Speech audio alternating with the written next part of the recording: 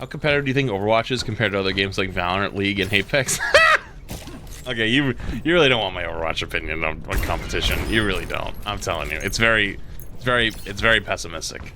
It's very pessimistic. I actually feel very bad for a lot of the pro players, contenders players in this game.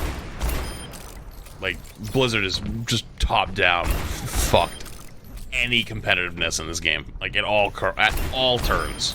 If Overwatch League wanted to make an actual return, what they would do next year is they'd go to Twitch, they'd have everyone's POVs be streamed, and you'd be able to hear full comms at all times. That would make a comeback, 1000%.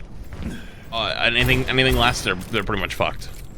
Like, I know they apparently announced like the tournament structure, so like contenders teams can get in, and like there's like pro-ams or whatever. Like, so there's like a bunch of stuff they like announced. But to be honest with you, yeah, listen, no, like most people who play Overwatch at this point don't care about Overwatch League. They'd have to make some massive changes to come back.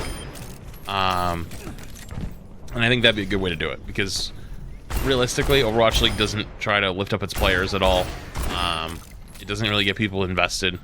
It thinks that just because, say Atlanta, like just because you live in Atlanta, you should become a fan of the Atlanta Reign. That's just nonsense. That's just stupid. That's just, you're basically trying to imply IRL sports logic that's existed for 100+ years for some sports and apply it to a brand new esport. It's like, bruh, that's not how that works. Also, plus, I've heard stories about how streamers and stuff wanted to get involved with Overwatch League in the past, and they kind of just told everyone to kick rocks. So, but that was before my time. Not as players though, like before, I guess, like other related reasons, if that makes sense. I play Val and Overwatch pretty equally, and I genuinely enjoy VCT, but Overwatch League is so boring in comparison. Overwatch League is very corporate. It's just, it's like watching corporate America. It's like think about it like social media, right? Like, if you ask a 67-year-old corporate exec, how do you grow your brand on social media? They'll tell you, oh, you know, we should have these cool looking ads that have our logo in big, pristine letters up front showing off the product. No, nobody gives a fuck. Nobody gives a fuck about what your logo looks like. Nobody cares. You know, and Overwatch League is like very similar, where it's like they think that the team names should carry, and it's like they think the game should carry. They think that you know, like it'll speak for itself. That it's corpa nonsense. Overwatch League peaked at Seagull's handshake. I mean, to be fair though, they should have. Dude, think about this. Imagine if you could hear the comms of Shock, not this year, but the year before. There was a lot of players on that, like 2021 team, people loved, right? There was a lot of players on that team that people loved. Imagine if you could sit in and listen to their comms, and also listen to and also see what they're doing in their POVs. Like, you had Super, who was the biggest Overwatch streamer, and if you're talking about all of Twitch, like, obviously easily top 1%, like, one of the biggest streamers on the entire platform, streaming and playing your game. And they only ever used him, or they only ever marketed him when they needed a marketing push for ads. Like, there was no organic nothing. It was just Shock. Shock would do stuff with it, which was pretty good.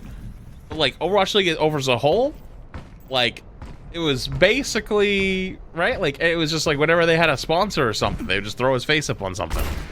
Imagine if it was like more immersive, where it's like ALGS,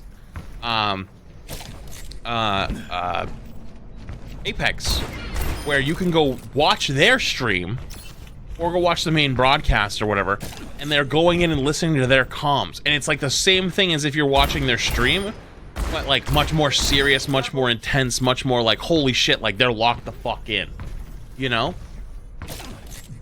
That'd be so cool. I think people would go crazy for it.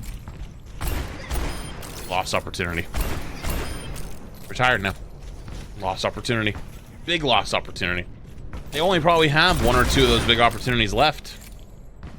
Unless they build somebody new up. That's it. And I don't see them making waves for it.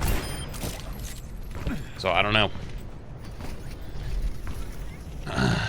Wasn't there a time in Overwatch League where you could watch the player POV of a player? Yes. There was actually a whole underground ring at one point of people who would record their POVs and upload them to a Discord. And there was a whole spreadsheet. It was all the OWL tier 2 and tier 3 players who were kind of connected and like new people all in this server, and people would just post all this stuff all the time. It was hilarious. But yeah, you could watch anyone's POV if it was live. You couldn't go back later, which was the point of everyone recording it. But if it was live, you could watch anyone's POV, but you couldn't hear the comms though. You wouldn't hear comms. You would only hear caster comms, which was like their Corpa version, you know, where they're like, oh, we'll let you see what they see. You know, you can see their cam, but no comms. You can't hear them, you know? And it's like, yeah, it's better, but it's not great. Why would they want to watch a POV? Many reasons. If you're talking about players, think about how much you can learn from someone's POV. If you're watching someone's POV, and then you can go watch back later too, you can go see in real time what decisions they were making based off of things that they saw, right? So it's like, they saw Widow jump high ground, right? They see a Widow on the other side of the map jump high ground. They all of a sudden start walking more to the left on Ilios Ruins because they want to make the sight lines a little bit harder to get shot by that Widow. And it's like they start playing to the left more because they saw that happen, you know? There's so many things you can break down from seeing their POV that you can't from a main broadcast, because they're swapping to different player POVs. They're going top down, left, right, circle, go to see spawn, OBS, Junkrat, lags out. You know, like, you're not going to be able to see everything in real time. You're only going to see certain pieces, and you're going to not have all the information. Seeing their POV is extremely valuable from a learning perspective, and from an exciting perspective as well. Let's say your favorite player is, I don't know, let's say it was Super, right? And you like to watch Super. You want to see his POV. You want to see what he's doing in the game. Like, that's more of a connection with you and the players, you know, like as a viewer to the league and to the players in that league, right? Sergeant thinks it's tier 1, which I didn't, and Broga thinks it's tier 1 for 12 months. I can tell you, I probably have a more connection at this point, like connection, quote unquote, like, you know, like I enjoy watching people from ALGS in the Apex scene than Overwatch League at this point. Who is Super? Just Google's free.